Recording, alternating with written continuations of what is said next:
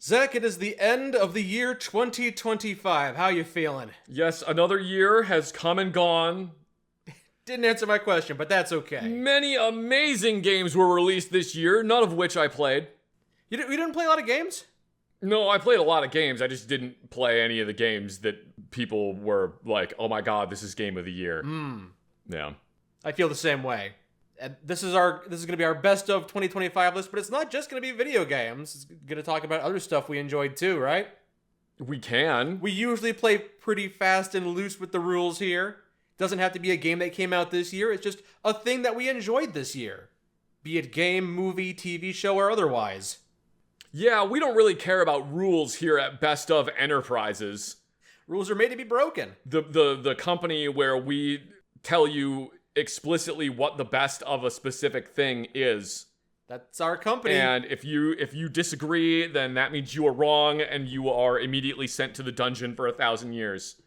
Yep, that's us. We're going to go public next year, invest in our company. We're not going public. We're keeping the shit private forever. Okay. I don't want any type of, because I'll tell you what's never on the best of list. Investment bankers. No. They're always at the bottom of the list, getting stabbed with pitchforks by tiny demons. They know why they're there. They don't dispute it. Did you at least have a good 2025? You'd say this is a good year for you? I mean, it was fine. All right. I could have done with a whole lot less AI bullshit. Yeah, that's getting real disgusting. Getting real fed up with it. Could have done with a lot less of that. But you can't put the shit-flavored toothpaste back in the tube, so here we are. There seem to be a lot of games coming out this year, but I haven't gotten around to most of them. I think if I played more of Outer Worlds 2 or Fall of Avalon, they might have made my list, but I just didn't get to spend enough time with them, so they didn't. I still think you should play Expedition 33. That game got a lot of awards this year, so I will definitely have to put it on my radar. I will tell you that is not on my list because it's won enough awards already.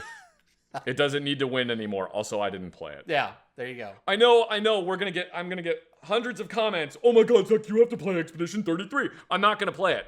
I don't like turn-based games. You don't have to. I legitimately do not like turn-based games. I will never like turn-based games. Mm-hmm. So I'm not going to play a game that I already know I'm going to go into it going, well, I don't like turn-based games, so why am I going to like this game? Yeah. So, like, I'm not. I'm sure it's an amazing game. I'm not going to play it, though. You're going to I'm sorry. Respectfully keep your distance from it. I will watch it from a distance and say, wow, that game looks really amazing. I have a list, but I don't have anything in any particular order. I guess I don't really have anything in order. I do have my best of, but I don't have anything in a particular order. So I'll start with just in no particular order. Metal Gear Solid Delta. I forgot that came out this year. That's going on my list now too. Yeah, I really enjoyed playing Metal Gear Solid Delta. I'm glad Konami's making games again. I'm glad that they're trying to do something, and I know the only reason I know the only reason they're making this is the money. Yeah. That's it. It's money. But I actually really appreciated that they kept it identical to the original game. Very faithful. They brought back a lot of the voice actors from the original game, like David Hayter, to help promote the game, and not like they worked on the other games, but like we don't care about them. Mm-hmm. Yeah, I was very pleased with it. It basically is the definitive way to play Metal Gear Solid 3 these days. I also forgot how fucking goofy that game is sometimes. It's real goofy. It's real silly. Yeah. It's very silly. They added a bunch of new content too. They added more things for you to shoot, more things to find, some extra modes. Yeah, it was well done. I think that game deserves to be on the list for the sniper battle against the end alone. That alone. If the game were just that, and they packaged that for like a $10 experience, it would be good. I would play it just for that alone. I mean, that boss fight was supposed to take place throughout like the entire fucking game, but somebody was like, Kojima, that's fucking insane. No, we're not doing that.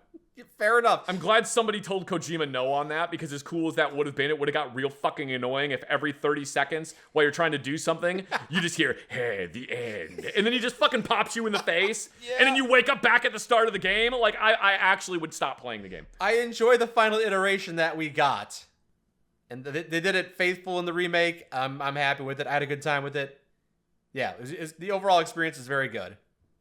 So I'm glad you included that on the list, because I can't believe I forgot. Yeah, it was an enjoyable game. I really enjoyed it. It wasn't my best of because it's a game that already existed. But yeah, I think they did a really, really good job. And it's also really funny to boot that game up and then put it in the classic controls and try to play it for 5 minutes and go, how the fuck did I play this game? Yep. Man, I remember when I got that game, I got the original Snake Eater version that had the top-down camera, which I believe is the classic version in this new Delta mode. Well, actually, no, I think it's the subsistence camera. I don't think it's the Snake Eater camera. I think it's the subsistence camera, which now I'm getting into a whole level of fucking nerdum about this game. This game came out on the 3DS. I didn't realize. This game has gone through iterations. Yeah, well, because there was Metal Gear Solid 3 Snake Eater, and then there was Subsistence, which was the one that had the multiplayer mode bundled into it, which I haven't even played. There's a Fox Hunt mode in the Metal Gear Solid Delta that I still haven't played. Yeah, me neither. I probably should get on that before they shut down the servers for it. Yeah. I'm not saying that they're going to. It just wouldn't surprise me. All right, what's your first one? Hazbin Hotel. You know what that is? Yeah, I know what that is. I haven't watched it. Okay, I don't think you'd like it. It's no, I wouldn't. It's an animated cartoon that's crammed full of musicals. Me and my girl can't stop enjoying the music. So we thought it was a good season 2. We enjoyed season 1. We think season 2 is even better. A lot of the songs are real bangers, and I thought it told a good story. I'm looking forward to the 3rd season whenever that comes out. Yeah, it's a great show. One of the few actual animated cartoon shows that I watched this year and enjoyed. That is one of those things that goes in the list of things that are probably good, but the fandom has ruined it for me. Fair enough. The fandom is kind of insane. That one, Undertale, Deltarune. Rick and Morty, there's a lot of fandoms that go too far. Rick and Morty did a pretty good job of ruining itself. I actually like Rick and Morty still. I don't know. I haven't watched it since season 1. Fair enough. What's next on your list? This is a really stupid one. The game Ruined Nurse. Ruined Nurse. Can't say I've heard of it. Yeah, it's made by Itiru, which is the same company that made Vampire Mansion. Okay, so I think I did see you streaming that. You have a good time with those games. Ruined Nurse is Resident Evil 4 We Have at Home. Only it's Resident Evil 4 We Have at Home that your Coomer friend installed all of the mods for it. How is it different from the vampire game that you were playing? It's quite a bit different from Vampire Mansion. Vampire Mansion could be basically described as Alien Isolation We Have at Home, only the alien is a vampire lady with big boing boing that chases you around. This is quite literally Resident Evil. Well, actually, no, I'm sorry. It's Resident Evil 7 We Have at Home. Okay. Only all of these zombies are hot nurses. Okay. I need to state, there is no nudity in any of these games. So you can't be accused of being a Coomer because there's no nudity. No, it's still a Coomer game. There's no nudity in these games because they're made in South Korea and they have very strict laws about pornography. Weird. So you can't put nudity in the games. But like Vampire Mansion, Ruined Nurse has this, weird level of fun and heart to it that still makes it really enjoyable, despite the fact that you are playing what might be one of the worst first-person shooters ever made. Sounds like you may have had a fun time with it if it's still on your list. It's really fun. It's actually a fun game. And I know people are going to give me shit for putting it on the list, but I don't care. It's actually fun. All that matters is that you had fun. It has one of my favorite lines in any video game, which is spoken by the character. I remember the character's name. Her name is Nell. It's one of my favorite lines, which is spoken by the character Nell, who, because she called you there to install the internet at the hospital. I don't know why they don't have internet. And she says, but I need the internet to have a cultural life. This is translated from Korean then. Yes, it's translated from Korean. It's not translated amazingly well. They didn't do an amazing job. Itiru Games, please reach out to me. I would love to help you translate your games. I don't speak Korean, but I can do a better job translating it after the fact than the whatever Google Translate you are using. If they didn't put that much money into the internationalization, they must have invested it all into the graphics and gameplay. Yeah, man. Yeah, they definitely did. Okay.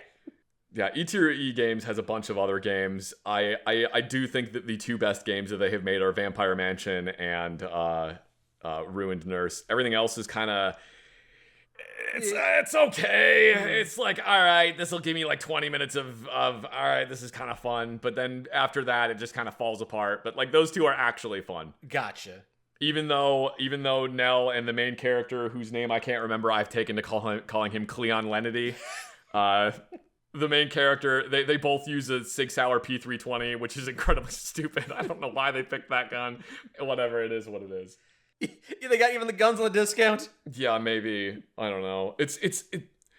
They're both basically Unity asset flops. All right. That's pretty much what they are, but they're still fun. The final boss of Ruined Nurse is actually enjoyable. Like, they actually thought out how they were going to do that. It's kind of fun. Okay. If you had told me, oh, this is a mod of Resident Evil 7, I would have been like, damn, they did a really good job on this mod. Like, I don't recognize it at all, but like it's not. Yeah. It's not, right. you know, it's not an RE engine because the character's hair isn't going all the time. RE engine has no fucking clue how to animate hair. It just doesn't know how to do it. Think about how Mia's hair acts in Resident Evil 7. It's been a while since I played that Oh, game. yeah, her hair just goes like, all the time. It looks like she's just getting blasted with a hair dryer at every moment. Capcom is coming out with a new game that I can't remember the name of. Resident Evil 9 Requiem. No, not Resident Evil 9 Requiem. I mean, that is coming out in the future. I'm excited for that. But they're coming out with a new game that's a new IP. I haven't seen the title screen for Resident Evil 9 yet, but I'm sure the Q in Requiem will be the 9. Pragmata is their new science fiction game, and the moment I saw the first trailer for Pragmata, before I even knew that it was Capcom, I knew it was running in RE engine because there's a little girl character that's like that rides on your back the entire time, and her hair was just going like everywhere, and I was like, oh, this is a fucking RE engine game. I know it. I know it's an RE engine game. Okay. Gotta find a way to tamp that down. They really gotta fucking fix that. I'm very excited about Resident Evil 9. All right. I'm very excited about that one. Maybe it'll make your list next year. What's your second one? Another cartoon, Smiling Friends. I enjoyed season 3 of Smiling Friends this year. Smiling Friends is really good. They've done a great job with that. Again, it's their third season, so there's like 30 episodes or so. They're not terribly long episodes. You can get through the entire series in a day at this point, I think. But there hasn't been a bad episode yet. It's always fun to see what kind of weird twist or weird animation or what new thing they're doing with the next episode. It's just great. A lot of fun. How much of it have you seen? I've seen all of the first season, and I've only seen a couple parts of the second season. I haven't watched any more of it than that. I just like don't watch TV shows anymore. Oh, fair enough. Fair enough. I really should watch more of it because I do actually like it. I do think it's actually really funny. Mm-hmm. I just wanted to know if you wanted to hang out with me and smoke weed and fill our bellies with diet soda and play Burnout Revenge for the PS2. Yes. Oh, God, I love the game Burnout Revenge. I love the game Burnout Revenge. That game's so good. It's good, yeah. Again, random topic change. I got very excited during the Game Awards when I saw that the Star Wars Galactic Racer game was coming out. And I got way more excited than I thought I was going to. Did you play a lot of the pod racing game? I played so much fucking pod racing. Really? And also, I fucking love racing games. So the fact that they're coming out with basically a new pod racing game, and the reason I got on this topic, it's being developed by the people that made the original Burnout games. Oh, pod racing burnouts. You just watch. So you're gonna be able to slam people into walls and watch them explode. I'm very excited about that. And they had Sebulba at the end of the trailer. And Sebulba always wins. All right. Didn't see the trailer, but I'm glad you enjoyed it. The sound design for that trailer was like chef's kiss. Mm-hmm. Oh my God. I'm actually excited to play. I'm more excited to play that than I am to play the new Knights of the Old Republic. Okay. Because I never played the old Knights of the Old Republic. Me neither. So I have literally no nostalgia for it. Despite the recommendations, I got to get around to it eventually. Apparently, from what I have heard from several people who really, really love Knights of the Old Republic, the combat stats make no fucking sense to anyone. I don't play some of those games for the gameplay. Lord knows I like the Dragon Age games, but I did not like their combat gameplay. I played it in spite of it. Didn't a new Dragon Age game come out this year? Yeah, Dragon Age Inquisition, I think. Yeah? Is Yeah. that one going to be on your best of list? I didn't play it. That one isn't on anyone's best of list. No. Except for maybe best of flops of 2025. Yes. Maybe it's on that list. It's probably bland and inoffensive. If I played it, I'd probably have an okay time, and I'd also forget to include it on my list. Wait, no, it wasn't Inquisition. It was the fourth one, Dawn Guard or whatever. Dawnstorm. It's so Veilguard. Veilguard. Thank you, Veilguard. Veilguard. Yeah. Dragon Age 1 was great. Dragon Age 2 was good. Dragon Age Inquisition was not great, and I didn't go back and play it more than once. And I wasn't excited about the fourth game, and I never got around to playing it because I heard it was mid. Dragon Age Veilguard will be on the list of best of games that didn't read the fucking assignment. What? There's a Thieves Guild in the game Okay. that doesn't steal shit. They're a reformed Thieves Guild. No, they're We're the Thieves Guild, but we don't believe in taking what's not ours. the Lords of Fortune aren't thieves. But you're a thief, though. No, anything we hunt is salvage, old forgotten ruins and crap, and we make sure we're not screwing over a culture that lost it. Okay. What kind of fucking Thieves Guild is that? You know more about that game than I do at this point. Yeah, it's not good. Don't play it. I wasn't planning to. Don't play it. Okay. It's just anyway, whatever. Yeah. What's next on your list? I think it's your turn. Kirby Air Riders. So that's not the original GameCube Kirby. No, Riders? that is the new Kirby game. What's the difference in the title? Was the last one called Kirby Air Riders? The first one was called Kirby's Air Ride. The new one is called Kirby Air Riders. Ah, that's not confusing, but I'm glad you enjoyed the game. Kirby Air Ride came out in 2003. Yeah, it came out for the GameCube. I had kind of grown out of the GameCube at that point, but I know my brothers really enjoyed that game. 22 years. 22 years. 22 years between one. I'm so glad that they finally let Sakurai out of the add another anime boy with a sword to Smash Brothers. Smash Brothers dungeon. I'm so glad they finally let him out of there and let him make a new Kirby Air Ride game. Mm-hmm. It's so fun and so charming, and I love it so much. There's a roguelike mode. Really? Yeah, there's a roguelike mode where you basically, it's called Road Trip, and you scoot along, and then there's it just kind of like scoots along on its own, and then you're presented with 3 options, and you pick one of those 3 options, and it gives you a power-up. Mm-hmm. And you have to do a little thing to complete it and get the power up. And then occasionally different vehicles show up along the way, and you can get those vehicles, and you can switch which vehicle you're on occasionally. And then there's a big final boss. Okay. Yeah. They also still have City Trial because if they didn't put City Trial in it, anyone that liked Kirby Air Ride would have rided. I mean, they've waited for 22 years to have a new Kirby game, so I'm sure even if it's if they had made a new Kirby Air Ride game and it didn't have City Trial in it, people would have rided. Okay. Yeah. I see. It's that beloved. Yeah. All right. Rick is in it. The hamster? Yeah, Rick the hamster is in there. Mm-hmm. You can play as characters that aren't Kirby now. In the previous game, you could play as, like, for example, Meta Knight, but Meta Knight was a vehicle and also a character. Oh, that's right. They're all different colored Kirbys. Yeah, they were all just different colored Kirbys in the first one. Now there are so many characters you can pick. You can pick Rick. You can pick Rocky. He's a rock. Okay.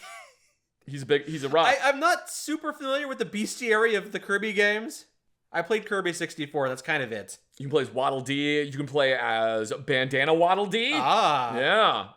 Yeah, it's great. I've had so much fun playing this game. So, it's got the typical Sakurai checklist of just there are 10 million things that you can do in this game, and every single time you do a thing, it checks off a thing. When you boot up the game, you literally get, it's not an achievement, it's a little checklist, like the little sticker book that you're just stamping stuff off in it. When you boot up the game, you get one for starting Kirby Air Riders for the first time.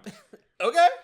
That's not the only racing game that came out for the Nintendo Switch this year. You also had a Mario Kart game, but you didn't feel like including that one? No, I feel like Kirby Air Riders is more fun than Mario Kart World. Okay. I think Mario Kart World is fun, but it's just it's an open world Mario Kart game. Yeah, the open world aspect didn't appeal to everyone. It's fine. It's enjoyable. I've gotten more fun out of playing Kirby Air Riders though. Okay. Also, I don't know what the hell is wrong with you people driving Swerve Star. You guys have like some type of you either have unlocked portions of your brain that I cannot possibly comprehend, or you're able to like see the code of the Matrix, or maybe I'm just like, maybe you're just stupid in a different way than me. Like we both have stupid, but it affects us in different ways. Cause like, I cannot figure out Swerve Star. I hate that thing. Okay. As I have not played that game, I don't know necessarily what you're talking about, but That's an opinion right there. Yep, Kirby Air Riders, great game. All right. I enjoyed it a lot. It's been super fun. Cool. I guess next on my list would be the King of the Hill reboot. I wasn't super into the original series. I was more of a Simpsons guy back in the original run of the show. Didn't pay too much attention to the King of the Hill original run, but I was paying attention to the rebooted season 15, I guess, and it's been good. I imagine you've been enjoying that too? I haven't watched it. Because you have no interest, or you just haven't gotten around to it? I just don't, like I said, I just don't watch TV shows. That's fair, but you also have a big fondness for the original run, and I think you have like the DVDs and stuff. Yeah, I have almost every season on DVD. So you're a big King of the Hill fan. You just haven't gotten around to watching the new season. Yeah. It was good. Yeah. Okay. I don't know. I don't know. I didn't know where to go watch it, and then I also just didn't bother looking into where to watch it. Fair enough. Everything's got to be on specific streaming services and stuff. That's kind of the problem that I keep running into when people are like, oh, you should watch this show. And I'm like, all right, cool. How do I watch it? Well, you got to get this streaming app. I don't care. Yeah. I'm not doing that. And I could just like go download it from somewhere. But like then that means that I got to do that. And I got to get a VPN turned on. And too much of a hassle. I liked back when we could just all watch everything on Netflix for $5 a month. Those are the days. That was actually, King of the Hill was one of the reasons that I got rid of Netflix originally. Really? Yeah, because I had Netflix and then they removed King of the Hill from Netflix and I was like, well, I'm not gonna use Netflix anymore, so I just turned off my Netflix account. All right, fair enough. I was just like, that was my You got rid of one of like 4 shows that I watched, and all the rest of them I also have on DVD, so I'm just not gonna watch this anymore. Yep. I understand that completely. You're not alone there. I legitimately have seen every episode of King of the Hill at least 4 times.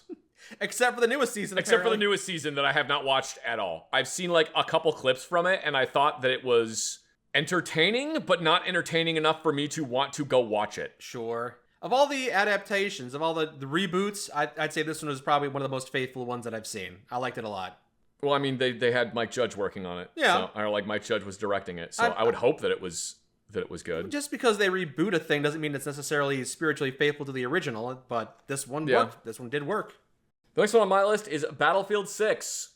The last Battlefield game that I really, really enjoyed playing was Battlefield 4. Well, no, that's not true. Battlefield 1 was really enjoyable. That was the World War I game. Which came after Battlefield 4. Very confusing. Yes. It's called 1 because it's Battlefield because it's World War I. So it's that. Yeah. Crucially, Battlefield 1 didn't feel like previous Battlefield games. Battlefield 4 was the one that I really enjoyed the most of. The one that I enjoyed most out of all of them was Battlefield 3. Yeah, I remember you and I had a fun time playing that together. I really liked playing Battlefield 3. That game was super fun. Battlefield 1 was also fun. Battlefield 5 I barely played it. I really didn't enjoy it very much. And I straight up hated Battlefield 2042. That game was absolute, to use the phrase the kids use, dog water. It was real bad. It was not enjoyable. Battlefield 6 feels like playing Battlefield 3 or Battlefield 4. It is not without its problems. I have run into some problems. The thing that really irritates me about Battlefield 6, and I kind of like begrudgingly put this one on the list, because I have enjoyed it a lot. I have like 90-something hours in it right now. I've been playing a lot of Battlefield 6 since it came out. I've enjoyed it very much, but it is not without its problems. There were multiple things that, like, when the game first came out, the way you would unlock stuff was like, God, it took forever to unlock anything. And they set a bunch of things that were like necessary components of each class behind, like, get 2,000 kills with one specific gun in order to unlock the fucking respawn beacon. Just like, why? Why are you making me do that? Fuck you. And then what they did is they realized how much of a pain in the ass that was. So they patched it. So it was now like 100 kills instead of 2,000 kills. But then the problem was, because at that point I had like 900 something kills, it was like, oh yeah, you unlocked it, but you didn't actually complete it because instead of being on 0 to 100% completion, I'm on like 875% completion, and the game is like, well, yeah, but you're not at 100 though, so like you can't have it unlocked, and I'll never get to 100. So it straight up took like 3 weeks after the game came out for some of this stuff to unlock for me. That it should have just been unlocked immediately. I see. Also, the fact that EA is just like, there's a bunch of stuff that isn't working, but the Battle Pass still works. The Battle Pass works. Don't you want to buy more skins? Don't you want to pay money for the Battle Pass? Don't you want to get all of these different things? And it's like, fuck you. No, I don't. I just want to play Battlefield 3. I've seen a bunch of people complaining that they took a bunch of the movement tech out of the game, which I don't know if you've played any first-person shooters recently. They took out the rocket jumping. No, but they took out like bunny hopping and stuff like that. They've nerfed it substantially. Oh yeah, I know what bunny hopping is. Well, they've nerfed a bunch of that stuff substantially. And when I first played the beta for Battlefield 6, I was like, this is dog shit. I hate this. Because I straight up was like, I am too old to play these games anymore. I can't fucking do it. Everyone's bunny hopping around corners and fucking doing jump shotting and dive shotting, and I'm getting killed by people from like literally across the entire map. They did make sniping substantially easier, which pisses me the fuck off. I fucking hate sniping. I hate snipers. All of you can burn in hell forever. Okay. If you use a sniper rifle in a Battlefield game, I hate you. When I played the open beta of Battlefield 6, I straight up did not have a good time. And it specifically was because of how much movement bullshit there is. And because of so many fucking people are playing these first-person shooters like they're Adderall hopped up 12-year-olds, taking fucking 600 milligrams of Adderall and then just doing like 720 no-scopes on people from across the map. And it was like almost impossible for me to play. So many people complained about that they took a bunch of this movement tech out of the game, and now all these 12-year-olds are screeching that they can't play Battlefield anymore, and it's a camping simulator for dads. And to that I say, good. Get the fuck out of my Battlefield game, scrub. Go back to Call of Duty. Have fun with your bullshit Call of Duty Black Ops 7 campaign, idiot. But you just said you didn't like campers, you don't like snipers. No, that's a different thing. I don't like snipers in the Battlefield games. Campers are fine, snipers not so much. Yeah, camping is like whatever. And it's Okay. like don't camp that much. Move occasionally. Move a little bit. All right. You can move a little bit. Stretch your legs. Don't just sit in one spot repeatedly. So it's better. They did a bunch of stuff with sniping in this game where they like you can do things that basically completely remove bullet drop from ever being an equation. That was one of the things that was really cool in Battlefield 3, was lobbing a shot in like the most insane parabolic arc and getting a headshot on someone like 2,000 meters away. That was great. I loved doing that. Now they basically set it up where some of the sniper rifles might as well just be fucking hit scan. Gotcha. With like how they work. They auto-calculate the arc. Which is really annoying. They also added lethal headshots, which I think is really fucking annoying. It's basically if you are within a certain range and you get shot by a sniper, you are dead. You cannot be revived. So it's really annoying to try to run out to assist in an objective and then just get fucking immediately shot the moment you spawn in by a lethal sniper headshot. I don't like what they did with this is why I said I put it with stipulations. I don't like what they did with suppression. Suppression is basically non-existent now. There needs to be a happy medium between suppression and Battlefield 3, which is if someone wings a shot within 100 yards of you, your character goes, "Ah!" and you can't fucking shoot anymore. There needs to be a difference between that and in Battlefield 6, where suppression does fucking nothing. So you like bullets this are game. literally ricocheting off your helmet, and your character is just like, yeah, I don't care. You like this game, but with a big ol' asterisk, then, huh? Yeah. Okay. Yeah. Okay. One of the best Battlefield games you've played, but it's a Battlefield game. It is the closest thing to Battlefield 3 that has existed since Battlefield 3. Okay. I've really enjoyed it. There was a really funny moment. In basically every single Battlefield game that has had the 240 Bravo or the 240L or whatever version it is, in every single Battlefield game that has had the 240, that has been my favorite machine gun. The class that I usually end up playing in Battlefield is support class. It's usually support class or engineer. Those are the two that I like the most. Oh, they made it where all the weapons are unlocked, so any class can use any weapon, which I don't particularly like. Yeah. I don't like that. You can play maps where it's like classes are locked to whatever weapons they are. I usually just use the weapons that are for specific classes because I just enjoy using anyway. In like every single Battlefield game that has the 240 in it, I have enjoyed using that gun. It has been like my favorite gun to use. And I finally unlocked the 240 in Battlefield 6, and I started using it, and it was just like, it was like getting a hug from an old friend. I was like, oh, this is great. I love this. And I started talking to one of my friends who was also playing Battlefield 6. And I was like, yeah, dude, you gotta get the 240. The thing is a fucking laser gun. It's like, it's just zero recoil. It's perfectly on target. I have literally changed no attachments on this gun. And to let you know, when you get the 240, what it starts with is a red dot sight, which is like 1.5 magnification. Another complaint. There's too many fucking red dot sights in this game. Why the fuck are there so many red dot sights? DICE, why are there so many red dot sights? Why? Everyone loves red dot sights. Yeah, but there's like 8 different red dot sights, and each one is like, this one's 1.25 magnification. This one's 1.55 magnification. This one's 1.75 magnification. Anyway, it starts with a red dot sight, a bipod, and a 50 round belt. So the reload is actually really fast for a light machine gun, because usually the light machine guns they take forever to reload. And I was like, oh yeah, this thing is like a laser gun. It's like, I basically put the long barrel on it and I haven't changed anything else. And he just like, he got really quiet and he didn't say anything for a second. He's like, the fuck do you mean it's a laser gun? That thing has like the worst recoil out of any machine gun in this game. I was like, what the fuck are you talking about? No, it doesn't. It's like, like somebody at 100 yards, I could just easily keep it right on top of them. It's like, it's perfect. He's like, no, it isn't. I don't know what you're talking about. What do you mean? Put a 4-power put a 4-power optic on that gun and try to use it. So I put a 4-power optic on it and I tried to use it in the test range and I'm just like, why is it climbing so bad? What is happening? What is happening is my brain just somehow, like how what I had said earlier about people with a swerve star, my brain just can decode the matrix about the 240 and is just like, yes, I know exactly how this gun is supposed to work. I have gotten kills with the 240 in ways that you should not be able to get kills with a 240, i.e. using it as a close quarter battle rifle. I should not be able to do that, and I'm doing it. All right. Sounds like you've got a lot to say about this particular game. I have a lot of complaints about Battlefield 6, but it is begrudgingly on my best of list because I have enjoyed it so much. It's been a lot of fun.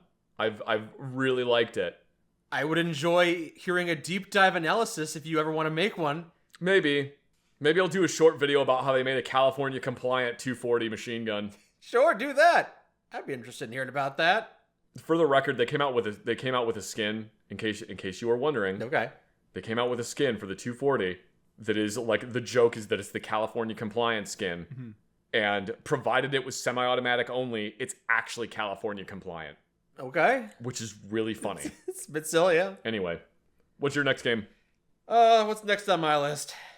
Oh, I finally got to play Ukulele. Ukulele came out this year. It took the original Ukulele game, which had a lot of design flaws, and turned it into an actually fun game. So I actually beat that game. I had a fun time. Neat! I enjoyed a 3D platformer. It's been a while. Wow! I hope we get more games like that. Not in the same sense that I hope they release a bad game and then they fix it over the course of the next 7 years. I hope that we get more 3D platformer games that are fun like that. It was a good game and I was happy to play it. Neat. Yeah, I know you really like 3D platformers. Or just platformers in general. Yeah, I wasn't one of those people that was stoked on the initial release, but I like Banjo-Kazooie a lot. I thought Ukulele would be good, and then it wasn't all that good, but they reworked a lot. They reconfigured some of the levels. They changed the mechanics. They got rid of a lot of different of the mini games and actually made them fun. Overall, they just made it a lot more of an enjoyable game to play, and it enticed me enough to play it all the way to the end. Cool. I wonder if you would like the new Donkey Kong game. Maybe. I heard that one was open world too, wasn't it? Yeah, that one's open world too. It's basically the same team that did Mario Odyssey. Well, I enjoyed Mario Odyssey a lot, so yeah, I probably would enjoy that new Donkey Kong game. If only if it were available for the Switch 1. What's next on your list? My 2 honorable mentions are, coincidentally, both end in 2. Death Stranding 2 and Receiver 2. I forgot Death Stranding 2 came out this year. You were a big fan of that game. Yeah, I loved the first Death Stranding. The first Death Stranding is one of my favorite games ever. Okay, yeah. Death Stranding 2 is not. Oh, so it didn't quite make your best of the year, but you still gave it an honorable mention because it carried on a good legacy? Yeah. So spoiler alert, the spoilers will continue until you're gonna have to put the timestamp on screen. I'll do that, yep. For when I stop talking about this. Death Stranding 2 spoilers? Yeah, Death Stranding 2 spoilers if you're really into it and you don't want it spoiled. I really liked Death Stranding 2 right up until the last third of the game. The way Death Stranding 2 starts out is, I don't know how familiar you are with the first game, but in the first game you have the little pod that you carry around on your chest that has the BB in it. Little baby kangaroo pouch. And Sam names it Lou. Mm-hmm. At the end of the game, you basically take the BB out of the pod, and the Lou becomes Sam's child. Okay. That is the end of the game. All right. The way Death Stranding 2 starts is some people break into Sam's bunker that he is living in, and they kill his daughter. Oh, so Lou, yeah, she dies. Oh, okay. At the beginning of the game. And then Death Stranding 2 takes place in Australia. Where the first one was in America. Okay. Basically, this is one of the things that is really funny to me about Death Stranding is that I can basically tell you exactly what happens at the end of the game, and even if you are already familiar with Death Stranding and Death Stranding 2, I can tell you the exact thing that happens at the end of the game, and if you haven't played the game, it will make no goddamn sense to you whatsoever. Okay. Basically, at the end of the first Death Stranding, it opened what they called a rift gate that just goes to a different place. A portal. So you go through a portal. Portal to Australia. You start Death Stranding 2 in basically the U.S. border right next to Mexico. You go into Mexico, and then you go through the rift gate, which takes you to Australia. Okay. Yeah, so Death Stranding 2 takes place in Australia. Portal technology is real. There is a VTuber in Death Stranding 2. Okay. Hideo Kojima put... Hideo Kojima is the VTuber? Hideo Kojima put Usada Pecora in Death Stranding 2. She's actually one of the people that you deliver shit to. Oh, okay. There's a lot that I really liked about Death Stranding 2. If I could... I didn't like the story. I really didn't like the story of Death Stranding 2. I feel like that was a common criticism of the first game, that people may have liked the gameplay, but they didn't like the story. I really liked the story of the first one. I thought the story was really great. There's stuff about the gameplay in Death Stranding 2 that I really, really like. But there's other stuff that I don't particularly care for. Like, it started becoming way more focused on combat than I would have liked. I wanted to play my funny delivery game and shoot at ghosts. But there's more people that try to shoot at you than there are ghosts. And the ghosts are, the BTs that are in Death Stranding 2 are like, holy fuck, they're annoying. They made some of the BTs really fucking bad. Like, really frustrating to deal with. And not like frustrating like they were in the first one. They made them like extra frustrating. In the first Death Stranding, Sam is just by himself. And he has the BB pod with him and he can talk. Sometimes he'll have like voice lines that he says like to himself. Like he's just out delivering shit and he's just like saying things to himself. Which would make sense. In the second one, they added Dollman, who is a little marionette. Okay. That is on your belt. And he will not shut the fuck up. He never shuts up. He never, ever shuts up. He just keeps talking about whatever. Is there maybe in the menu a slider? No, there's no way to shut him up. You've looked. There's no way to shut him up. There's no way to get rid of him. There's no way to not bring him with you. He just says things. And he says things about like telling you how to play the game. And it's like, I know how to play the fucking game, Dollman. You can shut up. I don't need to hear it. The thing that really pissed me off about Death Stranding 2 is they added a character that you find later in the game who is named Tomorrow. Okay. And Hideo Kojima really thought you were going to think Tomorrow was just the coolest person ever. Wow, Tomorrow is absolutely a Mary Sue.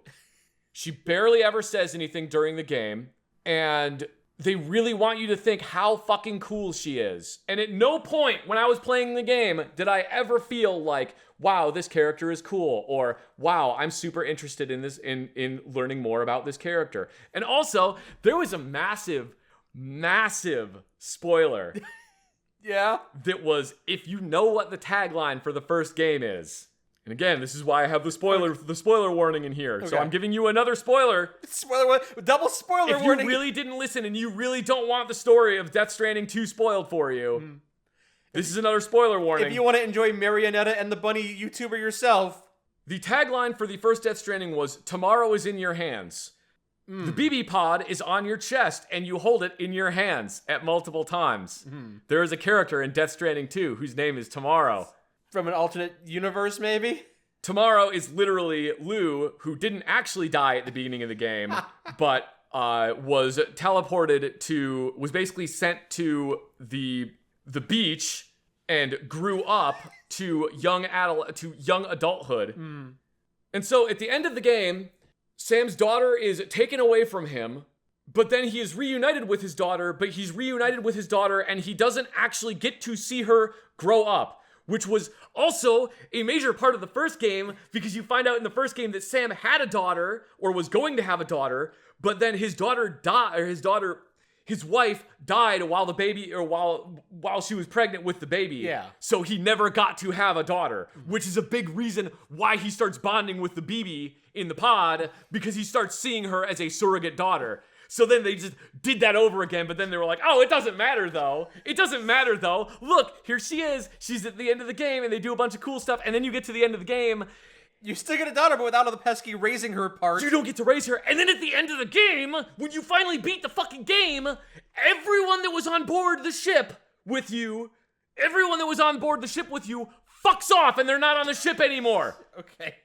So it's just you on the ship with fucking Tarman and Hideo Kojima going above and beyond and naming every single fucking character Blank Man in this game. At least your marionettes are keeping you company, right? You got Dead Man, you've got Tarman, you've got Die Hard Man, you've got a Doll Man. The Burning Man? No, that's Metal Gear Solid 5. Yeah. Yeah, that's the Burning Man in Metal Gear Solid 5. It's like you have fucking Piss Jug Man, Heart Man. Piss Jug Man is made up. He's not real. Okay. He is real, but he's not in any of these games. You get to the end of the game, and it's all these characters that you are supposed to have bonded with and supposed to care about are just gone now. So assume that I did care about them and I did want to bond with them. They're gone. You don't get to interact with them anymore. Even if you go to the shelter that they're supposed to be at, you don't really get to interact with them anymore. When I beat the first Death Stranding, I played that game for hours after beating it. I just continued exploring and delivering and playing the game. When I beat Death Stranding 2, I turned it off and I have not turned it back on. Okay.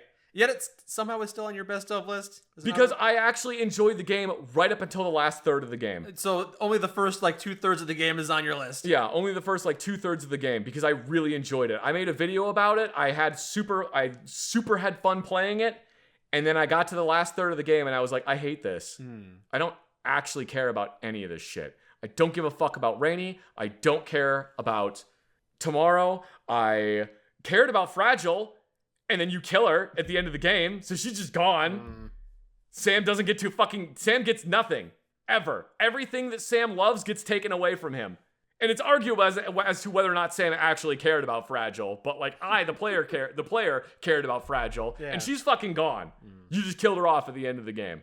The end of the first Death Stranding culminates in you and Higgs getting into a fist fight on the beach, and you beat the fuck out of each other.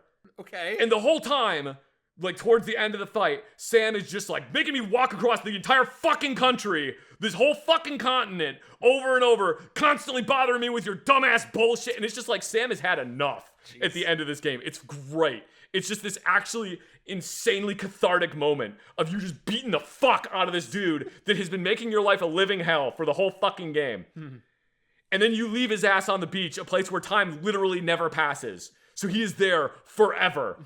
Never aging, in purgatory, forever. Okay. You just fucking leave his ass there. It's great. The end of Death Stranding 2, you have a guitar battle against him. Come on. And then he gets eaten by a giant baby. Okay. Sounds like Hideo Kojima nonsense. You don't seem to think that's as cathartic, though. No, I really hated that. I wasn't happy about it. You weren't happy about all those design choices. No. When Hideo Kojima said there's going to be things... He said that he wanted to make a game that not everyone would like. Well, he fucking succeeded. Oh, man, he succeeded. So maybe sometimes when people put restrictions around Hideo Kojima, it's for everyone's benefit. Yeah, maybe. I also didn't really particularly care for walking around listening to Hideo Kojima's playlist. Yeah. I didn't want to listen to Hideo Kojima's Spotify playlist. I didn't really like that. Couldn't change that? I know in Metal Gear Solid 4, you could upload your own music and listen to it in the in-game. There might be a way to upload your own music, but if I could put all of the gameplay mechanics of Death Stranding 2 in the first Death Stranding, but just play the Death Stranding 1 story, I would. Because there's a lot of stuff that they made so much fucking better. There are a lot of mechanics that they made so much better in Death Stranding 2 than as opposed to the first one. But man, there's a lot that I didn't like about it. So that's my first honorable mention. I'm done talking about Death Stranding. Before you move on, a joke to lighten the mood. Why is it so hard to sexually satisfy tomorrow? Because tomorrow never comes. All right, now you can continue. So Receiver, it sounds like a telephone. Receiver 2 is my next honorable mention. Okay. Receiver 2 actually came out a while ago. What the hell is Receiver 2? I've never heard of this game. Receiver 2 is the sequel to the first Receiver, which the first Receiver is what can be best described as a Game Jam tech demo. It's basically you shoot the gun, and the controls for the gun are hyper autistic gun controls. Okay. You control basically everything. Oh, I can see why you might like this. So it is enjoyable in that aspect. And Receiver 2 has more of a story than the first one.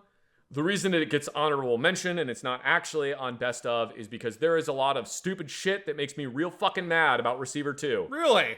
The way that the game is presented is you are basically an amateur when it comes to firing guns.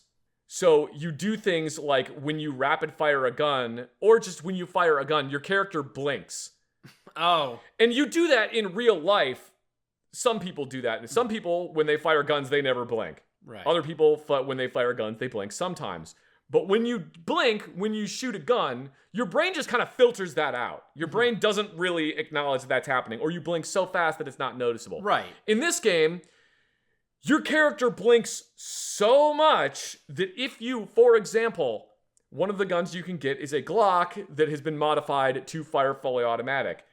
If you fire the Glock on fully automatic, your character, after the second round, will straight up close their eyes the entire time the gun is firing. Okay. I imagine otherwise, if you're rapid firing a gun, it's like little flashes, like a strobe light effect. I don't know. I guess. There are other things that are really irritating, like the fact that because your character is supposed to be an amateur, they don't really know what they're doing with guns. If you are not careful with some of the guns, when you go to cock the hammer, if you do not hold the button to cock the hammer down long enough, you will just let go of the hammer and the gun will fire. Shit. All right. Is there any penalty for having a negligent discharge like that? You can shoot yourself in the leg. Oh! That's pretty bad. Because if you, on some of the guns, do not hold the button down to holster the gun for long enough, your character will shoot themselves in the leg. Now, I don't know. The reason they did this is because a lot of the guns have a safety on them. And what they really want you to do is engage the safety and holster the gun. So they want you to press the button to engage the safety and then press the button to holster the gun. And if you have the gun on safe, it doesn't matter how long you press the button to holster the gun for down because you're incapable of firing it. Makes sense. The thing is, the Glock does not have a safety on it. Well, it doesn't have an external, manually activated safety. It has a trigger safety. The Glock is one of the few guns that you can shoot yourself in the leg with. In the game or in real life? In the game. Okay. If you don't hold the button down long enough. And I can only presume that the reason for that is because the character just has their finger all the way inside the trigger well, on the trigger, and then stupidly is trying to holster the gun with their finger still inside the trigger well. So they're trying to jam the gun and their trigger finger into the holster and then shooting themselves in the leg. Maybe the developers of Receiver 2 just had a vendetta against that company and wanted to besmirch their name. Maybe they just had a vendetta against Glock, and I have heard people try to argue, well, yeah, but there were people that were accidentally having NDs with the Glock when they were first issuing the Glock. My counter argument to that is the reason they were having NDs with the Glock when they were first issuing the Glock was because they were police officers who were trained on double action revolvers. So what they were doing is drawing the gun from the holster and pre-tensioning the trigger because they're used to a 12 to 15-pound trigger pull. So they're pre-tensioning the revolver up to a point and then holding it at that point. And because they were given a Glock and said, here you go, here's your gun, and then given no training, they're drawing the Glock and then trying to pre-tension the trigger and then just firing it. I see. Which is an example of bad fucking training. Yeah. Your character does not have that preconceived training. Your character, the only reason I can assume that you are shooting yourself in the leg, and I have legitimately had runs in Receiver 2 end because I didn't hold the holster button down long enough. And the only reason I can see that happening is because your character, for some reason, just is trying to holster the gun with their finger on the trigger, which makes no fucking sense whatsoever. You're going to break your finger if you do that. It doesn't make any fucking sense to me. One of the other things that absolutely irritates me to no fucking end about Receiver 2 is if you walk through a shrub and you have a revolver that is in a holster, it will cock the hammer on the revolver. It's pretty hard to make that happen with a branch. That is basically impossible. Yeah. Because if the holster is actually correctly designed for the revolver, there is going to be enough tension from the holster on the cylinder that no matter how hard you pull on the hammer, it's not going to, because the cylinder needs to rotate. On a revolver, the cylinder needs to rotate in order for the hammer to cock. And for a game that is as hyper autistic about how guns function as this one, that should not be happening unless you have got just the widest, most empty nylon holster that the gun is just flopping around in there somehow. Maybe they do. It's entirely too easy to accidentally shoot yourself with guns in this game. I literally downloaded a mod that is called I Know How to Holster a Fucking Gun. It is the only mod I have installed for Receiver 2. That's the only mod I have installed for it. People give me an endless amount of shit for having that mod installed. But the way you describe it seems like it's justified. I think it's completely justified because, like, I'm not fucking stupid and I'm not trying to holster a Glock with my finger inside the trigger. Well, now that you have that mod installed, is the game better? Is it worthy of being Oh, it makes it so much better. But because it's literally still every not on the best of list then? It's still it's still on my best of list because there's a bunch of other really annoying shit. Like I will get. Basically, there's like two types of enemies. Well, there's multiple types of enemies, but the two types of enemies that you encounter in this game are little flying drones and turrets that can shoot at you. That's it. Those are the two types of enemies in this game, and they come in differently armored variants. And I have been killed by things that there is no fucking way they could have seen me from where they were. And also, part of the reason that I'm giving this game that it's only an honorable mention is because I just have terrible fucking luck in this game. I didn't realize there was luck involved. There's a lot of luck involved, and basically the game is kind of like a roguelike in that you spawn in to a procedurally generated level. You are randomly given a gun from the available list of guns you have. You unlock more guns by progressing farther in the game. You are given a gun from a randomly picked list of guns that you have, and if you die, you go back down. There's multiple levels that you can be in game. You progress levels by completing levels. If you die, you go down one level, and it's like the different wakes are like the different levels are like asleep, awake, aware, blah blah blah blah. It goes up further that way. Sure. I have never been able to progress past the third level in this game because I get killed in some dipshit bullshit reason that doesn't make any sense, and then the game punishes me so hard when you get bumped down one level. The game, you start over and you get a new weapon that is from the pool of weapons. And sometimes there will be something wrong with that weapon. And by something wrong with that weapon, it usually is a magazine restriction. So for the 1911, which is in the game, the thing that is wrong with it can be it only holds 5 rounds instead of 7 rounds.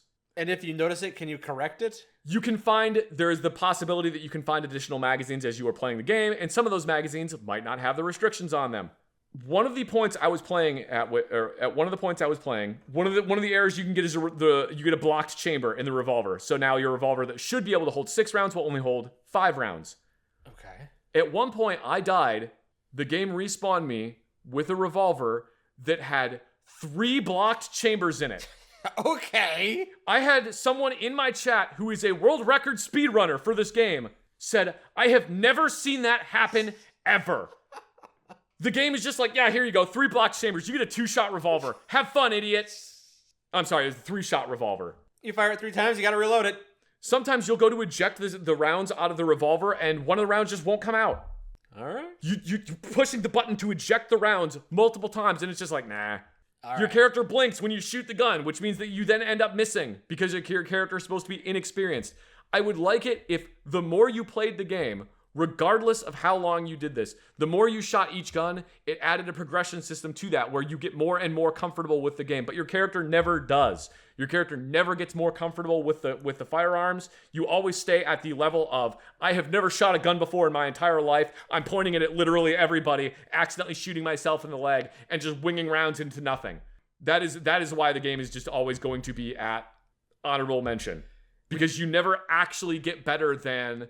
There's like a firing range, and the firing range that exists in game reminds me so much of playing like Myst, because there's like all of these areas you can explore, and you start finding like keys to unlock different doors, and you have to do puzzle solving to figure out how to access these different areas. It's super cool. I really like that. I think that's amazing. And like there's like challenges you can complete by shooting at stuff, but you never actually get better with the guns by doing that. It's just, you're basically just doing it for fun. And if that was, by doing that, by putting in this time prerequisite, you actually got better at shooting the guns in game, and it helped you in playing the main story of the game, that would have put this game into best of. Would it be fair to say that you like the idea of this game? So you like the premise of this game, you just don't think it's executed all that well? I think it's executed very well. The complaints I have with it are me being hyper autistic about guns, because you made a game that is supposed to be hyper autistic about guns. So if X, therefore Y. If you're hyper autistic about these details, then why don't I progress in my skill level with firearms? Why am I not able to do things faster? Why do I keep shooting myself in the fucking leg? That's kind of the big mark, isn't it, for you? That one, and then the fact that like these guns, so many of the guns in this game will just have the worst malfunctions ever. And it makes no sense why they're having these malfunctions this often. And I know that the argument is the big enemy in this game is called the Threat. And it's basically a non-existent entity that influences probability and makes things happen. Okay. One of the things that can happen to you while you're playing the game is the threat can start taking control of you. And if you do not unload your gun fast enough, the threat will make you point the gun at yourself and shoot yourself. So you have to be really quick on realizing, oh shit, this thing is happening. I need to unload the gun right now. Just to train you on making sure you know how to unload your weapon fast. To make sure that you have figured out how to operate the different firearms. What you're saying is, it sounds pretty cool. I like a lot of what you're describing it's really about neat. this game. It's really neat, and I think actually it might be kind of fun to play it on the channel at some point. Sure. But I have a lot of complaints. Okay. About it. And I, like, my primary complaint boils down to, you said this was going to be hyper autistic about guns. Why the fuck isn't it being hyper autistic about guns? It's not at my level of hyper autism. Yeah. All right. Maybe Receiver 3 will be better. I don't know if they'll do it through. Like, an example of them being, like, hyper autistic about guns is there is a high point C9 in this game, which is a piece of shit, god-awful gun. It's terrible. If it's all you can afford, it's all you can afford, and you know what? Use it. But they're not good guns. The first time I got one and used it in-game, there is a noticeable delay in between when you click the mouse to fire the gun and when the trigger actually pulls because of how bad the trigger is on the high point C9. They actually accurately modeled how there is a time delay when you start pulling the trigger on that gun. It's kind of silly. Anyway, what is your next one, and then I'll tell you what my best of is. All right, what is my best of? Well, I guess if I have to have my own honorable mention, I'll include The Amazing Digital Circus. It's only on my honorable mention because I included it last year, but the series is still going. A couple more great episodes came out this year. I'm really enjoying it. Have you seen any of it yet? I haven't seen any of it. I heard that it's inspired by I Have No Mouth and I Must Scream, which is interesting. I think you should sit down and maybe with your wife watch the first 2 episodes and see if you like it after those 2 episodes, because it can cook you in, I'd say. That's another one of those thing that is probably good but has been ruined by the fandom for me. Yeah, the latest episode, which again was really good, also led to a bunch of people going, "Oh, they showed footage of real life. Quick, find that location. Dox that location. Go." But the series itself is really good. You should definitely sit down and watch the first 2 episodes and see if it hooks you. It's not going to be a long series. It's only going to be 9 episodes total, apparently. So it's worth watching. As for what's actually on my best of list, I will say Dispatch. You've heard of that one at least? I've heard of it. I haven't played it. Doesn't really seem like my kind of game. Probably not. but I have heard that it's very good. It is. It's well done. I am a big fan of those Telltale style games ever since I played Telltale's The Walking Dead back in 2012. I like that genre of game. I just don't think very many companies have iterated on it. Telltale themselves, once they released that game, they went, oh, people like this game. Let's just repeat making this game and just plug in different intellectual properties and never do anything innovative. So we got so many Telltale games that didn't really break the mold, and there were other companies like that sometimes added new twists. I like the way that Council added RPG elements. I like the way that Life is Strange added time traveling mechanics. So they're trying new things, but Dispatch actually seemed to include some really strong gameplay when it came to dispatching your team. For those that don't know, Dispatch is a game where you're playing as a dispatcher for superheroes. So someone will call in and say, help, I'm being robbed, and you gotta figure out, who am I sending out there? Am I gonna send 2 people? If I send 2 people out there, they'll have better chances of stopping the threat, but it might leave me shorthanded if there are other threats that appear. Maybe I'll send one person who's specifically been trained for an assignment like this and hope for the best. And yeah, Dispatch is a really fun game. It does that Telltale thing where you're choosing your own path and picking your own story. See, when you were describing that I like immediately my brain was just like, that sounds like choice paralysis hell for me. Okay, yeah.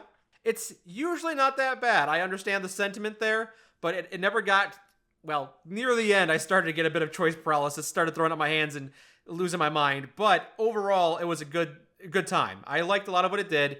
There's the one part of it that is picking the choices and controlling the story, and the other part of it is dispatching and doing a bit of resource management, trying to control where your superheroes are going.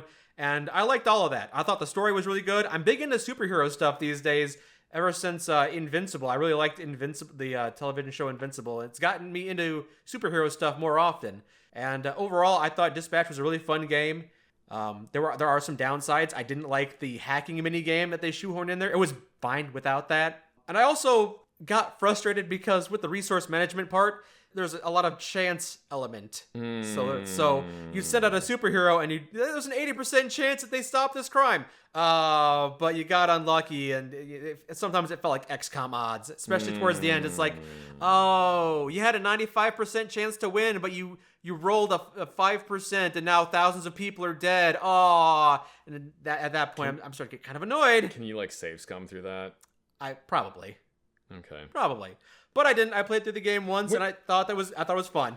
I know that's not the point of things where it has odds like that. I know that's not the point. The point is you're supposed to just deal with the consequences. You're supposed to deal with the consequences. To me, the point is, well, fuck you. I'm safe scumming through this. Yes. Because I'm playing video games. This is wish fulfillment and power fantasy. And my power fantasy is that I live in a functional world without rampant bureaucracy, and that things actually kind of maybe work at least just a little bit for me for once. Yeah. But it's a really funny game. There's a lot of funny moments. I really enjoyed it. I wanted to play it through it a second time and see what options I missed, with the branching pathways. I wanted to go back through it and play it again. I thought I would have gotten better with the dispatching, but I never found out because you couldn't skip the cutscenes. And there's a lot of cutscenes, and I didn't feel like watching everything all over again. They needed a skipping cutscene mechanic. But overall, I was happy to play through it. A full playthrough of the game. I'm grateful for another Telltale style game that actually does something new. I'm glad it sold well. I hope there's a sequel. I hope it also doesn't have the hacking minigame in the sequel. I just really had a great time with it, and I want more games like it. People really, really like that game. Yeah. I saw a lot of people playing it and a lot of people talking about how much they enjoyed it. The only thing I know about that game beyond what the basic gameplay is there is a very tall red lady. Malevola, yes. Apparently you cannot romance her. No, they scaled back a lot when it came to the development of this game. A lot of things got left on the cutting room floor because there's not necessarily a lot of interest in a Telltale style game. That genre has kind of been on the decline for about a decade now. They didn't think it would sell well, and it sold very well to a lot of people's surprise. So I hope that gives them the green light to do more stuff. Like a lot of heroes got cut, and I think there was some romance interests that got cut. That game and Kingdom Come Deliverance are the two games that I think deserved to earn more awards at the Game Awards, and unfortunately did not. So that's another game I haven't played yet. I have very little interest in playing Kingdom Come Deliverance. Fair enough. Yeah. I do think it's really funny that the first Kingdom Come Deliverance, if you put it on the hardest mode possible, you can just straight up die before you even start the game. Yeah. I've mentioned that before. I think that's hilarious. I love that. Yeah, because there's like a 1 in 3 chance you just died in childbirth. You just die. It's that, well, start the game over. That's just how stats worked back then. What would be really funny is if there is an any percent speedrun category for Kingdom Come Deliverance 1, and that is one of the ways that you can get it. Yeah, you got to the end of the game. But I guess that means that people would just spam starting the game over until they got that intro. So maybe not. Mm. But yeah, there were a lot of funny moments. I enjoyed playing the story. I thought it was great. I think Charlie, Moist Critical, is in. Yes, Penguin Zero voices one of the characters. He voiced Batman. It's like a Batman. Yes, yeah. His name isn't Batman, but he is a Batman. Yeah. And you can kick him off the team in the second chapter of the game. Why would you kick him off the team? Because someone's got to get cut. Oh. But yeah, overall a fun game. I would have liked a way to do more of the dispatching mechanic. I would have liked like a roguelike version of it at the end where I just dispatch people because that was a lot of fun. Yeah, a great start. Hope to see more of the dispatch series. Hope to sequel. I'm glad that you enjoyed that. Now, what's your best of game this year? And is it that game that you really enjoy? My best of for 2025 was the game Routine. The game that you said you've been waiting 13 years for? Routine was a game that was announced in 2012. I was 27 years old when they announced the game Routine. Yeah, we hadn't started the channel yet. Routine, and I've heard a lot of people compare the game Routine to Alien Isolation. It's important to note that Routine, I think it was planned to come out in 2013. Missed that window a little bit. Routine was announced in 2012. I was 27 years old when they announced this game. I was immediately interested because it's the cassette futurism aesthetic, which I fucking love. I know you do. I've seen a lot of people compare it to Alien Isolation, and I feel like the reason that it gets that comparison is because, yes, the gameplay is kind of similar, but also it has the same cassette futurism aesthetic as Alien. So that's why it looks... Makes sense. That's why it looks similar. I'm pretty sure the dev team of this game was 3 people. They started working on it. I think it was supposed to come out in 2013, and then basically no information came out about it. And then in like 2018, they were like, "Oh, hey, we're working on this game. We're working on it. We're working on it." And I guess what had happened is they were working on it for quite a while. And then I think in like 2018, they were like, "We're still working on it. Oh my God, look, it's going to come out." And then like nothing else happened. And I think basically what it was is they were really dissatisfied with how the project was going. So they kind of had to like start over. Maybe. Was it being crowdfunded? Is that why they were talking? No, I don't think it was. I don't think it was crowdfunded. Because 5 years of radio silence would probably disappoint a lot of people. Yeah, it was announced in August 2012 at Gamescom. Later that year, the project was approved for release on Steam through the platform's Greenlight program. I literally added it to my Steam wish list in 2012. It's right there at the top. Every time you went to go check your wish list, it was right at the top. Literally was at the top of my wish list. It was originally scheduled for 2013, and then they stopped providing updates in 2017, but then confirmed that they were still working on it in 2018, and then it was re-announced at Summer Games Fest in 2022, and after it was re-announced in 2022, I was just like, yeah, whatever. This game is never coming out. This is Duke Nukem Forever. This is Beyond Good and Evil 2. It's never going to come out, and when it comes out, I'm going to be so disappointed with it. Mm-hmm. I'm going to be the most disappointed. I think in the 2022 one, they also were like, "Oh yeah, we got Mick Gordon to do the soundtrack for this game." So just like, what? What do you mean you got Mick Gordon to do the soundtrack? Apparently he ended up leaving later on due to scheduling conflicts. He is still credited in the game because they ended up using a lot of the work he put into it, but he didn't get to finish working on the game. Okay. So it wasn't like with Doom where basically Bethesda went, "Yeah, go away, Mick, and this is all ours now." Is Mick Gordon like a legendary composer? He did the soundtrack for Doom and the 2016 Doom and Doom Eternal. He basically like all the Doom meme songs that everyone uses. That's what he did. He's a really good composer. I didn't think it was going to come out like when I saw it released again in 2022. I was optimistic, but like cautiously. I was cautiously optimistic about it. I'm like, it's probably not going to come out, but maybe whatever. Maybe it'll be good. It came out this year, and it came out 2 days after my birthday. the last game that came out right around my birthday, and there was a game that came out right on my birthday, and I streamed it for like my birthday stream, and it was a game that I had been excited about for a very long time. Oh, Callisto Protocol. Yeah, the wonderful science fiction horror game Callisto Protocol that I was so excited for. Right. Oh my god, a spiritual successor to Dead Space, one of my favorite games ever made. This is gonna be so fun. Wait, why is it all dog shit? Why is the fire literally a 2D PNG? What is with this horrible, god-awful dodge mechanic? I hate everything about this.